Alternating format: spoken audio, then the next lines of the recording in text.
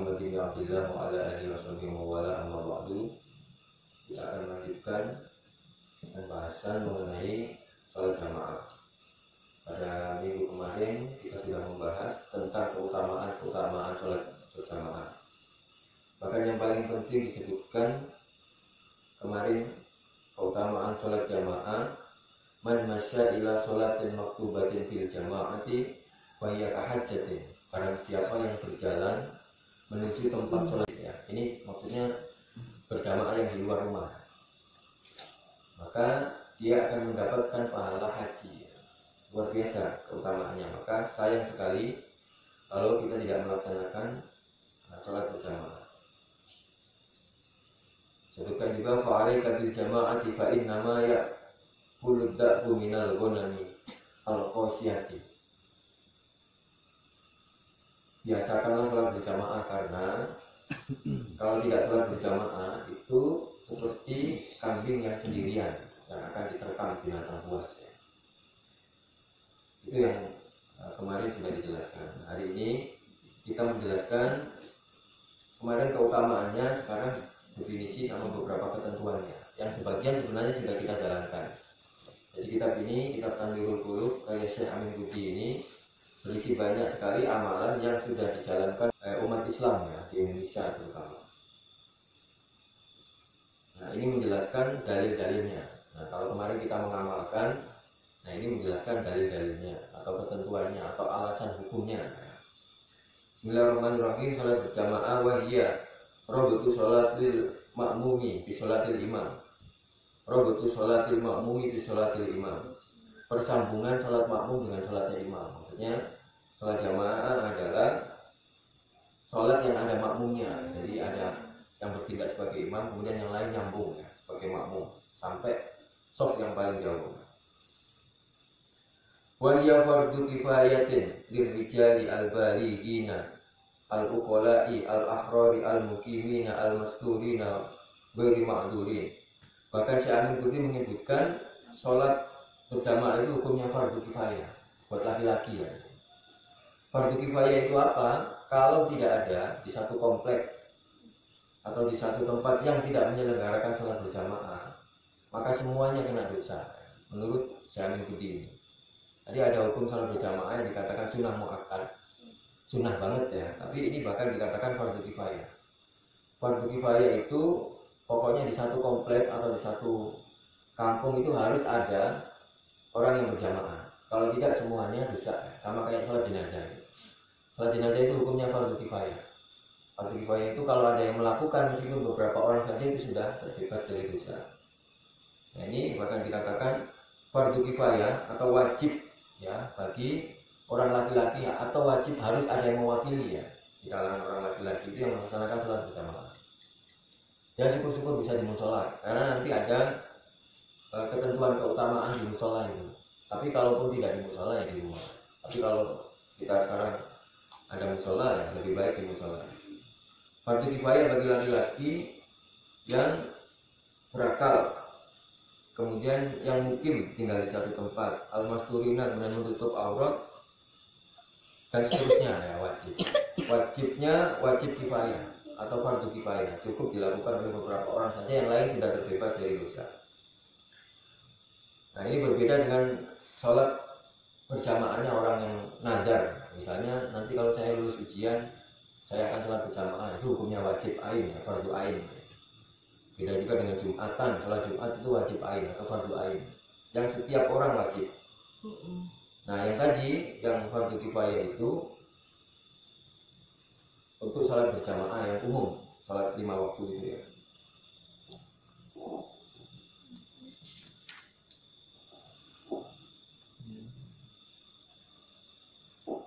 Wa hikmatuha, sekarang hikmahnya sholat berjamaah itu apa? Kelanjutan dari kemarin. Annas sholata diyafatun wa ma'idatu birri. Sholat berjamaah itu seperti hidangan, kemudian persembahan-persembahan yang baik. Sholat berjamaah itu. Wal karimu la yada'u ma'idatan illa li jama'atin. Allah yang mulia itu tidak akan memberikan hidangan atau persembahan illa di jamaatin, kecuali kepada orang-orang yang melaksanakan sholat berjamaah.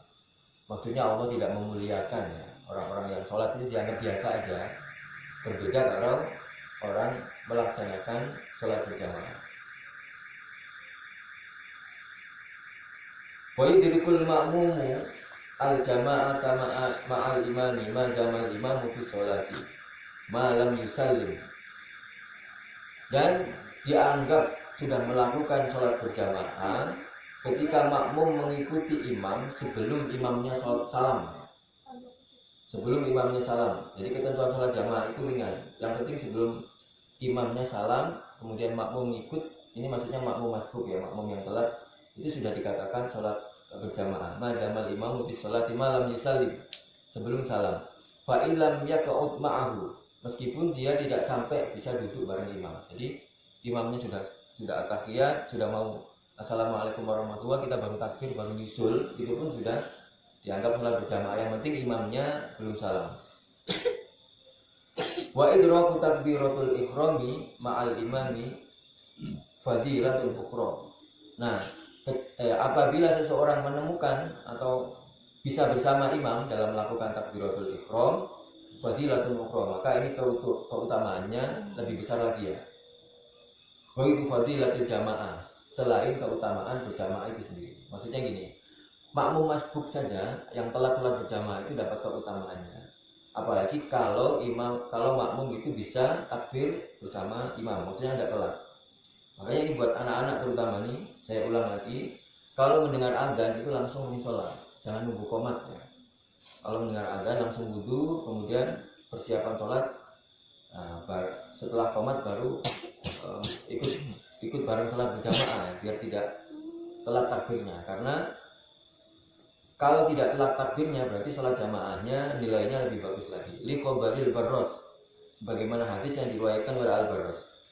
Likulli syai'in sofwatun wa sofwatu sholati at-takbiratul ula fahadhidu 'alaiha. Segala sesuatu ada sesuatu lagi yang dipilih. Jadi segala sesuatu ada sesuatu yang lagi yang dipilih. Misalnya anak lulus sekolah, itu juga pilihan, tapi lulus sekolah yang seperti apa yang dipilih pasti ada. Lulus sekolah yang nilainya bagus, kemudian lulus sekolah yang berprestasi dan seterusnya. Nah, sholat berjamaah itu pilihan. Nah, ada lagi yang lebih dipilih dari sholat berjamaah. Apa itu yang dipilih? At-takbiratul ula. Dia ikut takbir bareng imam, jadi nggak telat. Fahabidu alaiha, maka peliharalah itu. Ya, maksudnya jangan sampai telat dalam melaksanakan sholat berjamaah. Nah, tadi disebutkan bahwa untuk sholat berjamaah itu yang penting imam belum salam. Nah, khusus untuk sholat Jumat bagi bapak-bapak dan anak-anak remaja, syarat dari sholat Jumat itu harus bersama imam 1 rakaat. Harus bersama imam 1 rakaat. Jadi kalau telat 1 rakaat itu masih bisa. Kalau telat 1 rakaat, tapi kalau telat 2 rakaat, jadi dia datang imam sudah tahiyat, ya maka dia sholat kemudian langsung duduk, kemudian menambahkan 4 rakaat. Ya, sama seperti sholat zuhur. Jadi saya ulang, kalau untuk sholat Jumat, kalau kita telatnya cuma 1 rakaat, ya, maka tinggal menambahkan 1 rakaat lagi setelah imam salam. Ditambahkan 1 rakaat. Nah, sementara kalau kita telatnya itu imam sudah mau salam, ya, sudah tahiyat, sudah duduk, kita mau apa langsung duduk, maka nanti kita langsung niatnya sholat zuhur. Kita sudah bebas sih dari dari Jumatan, tapi ditambahi 4 rakaat. Ini berbeda dengan sholat jamaah yang tadi. Khusus sholat Jumat harus menemukan atau harus bersama imam minimal 1 rakaat. Waktu diraku rakaatu bi idraki ruku'in. Nah, ini untuk sholat berjamaah yang umum. Waktu diraku rakaatu bi idraki ruku'in mahsubin lil imani mutayakinan anna hutma anna ma'ahu fil ruku'i qabla irtifa'il imami an aqallir ruku'. Jadi dianggap sudah bareng 1 rakaat dengan imam itu biidraki ruku'in mahsubin. Kalau dia menemukan imam sedang ruku'. Nah, jadi dia telat nih, misalnya imam sudah rukuk, makanya dianjurkan rukuk pertama itu kalau misalnya kita kira-kira ada jamaah, rukuknya dibikin lama nggak apa-apa sambil nunggu jamaah. Dalam satu hadis juga dikisahkan Nabi menunggu seorang sahabat yang telat datangnya ya karena sesuatu hal. Nabi itu didudukin malaikat ininya ya, pundaknya, biar lebih lama rukuknya. Nabi nunggu jamaah yang datang. Kenapa? Karena dihitung satu rakaat itu ketika seorang makmum itu bersama imam pada saat imamnya rukuk. Meskipun nanti dia agak telat ya, ketika dia mau rukuk imam sudah berdiri, itu nggak apa-apa. Yang penting pada saat Allahu Akbar dia sudah ikut tumak nina bersama rukuk. Tumak nina itu singkat ya, seukuran membaca Subhana Rabbiyal Azim wa bihamdihi.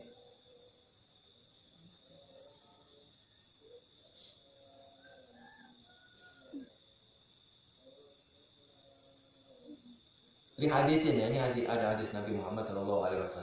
Man adraka rakaatan minas sholati qabla an yuqimal imamu sholbahu faqad adraka.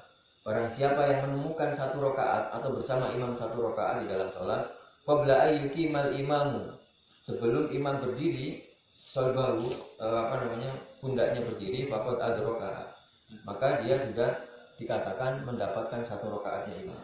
Jadi imam datang nih, imam sudah rukuk, kemudian Allahu Akbar sudah seukuran kira-kira subhanallah, kita baru membaca bismillah misalnya, bismillahirrahmanirrahim, imamnya sudah bangun, itu sudah dianggap satu rakaat. Yang penting kita sudah takbir, itu imam sudah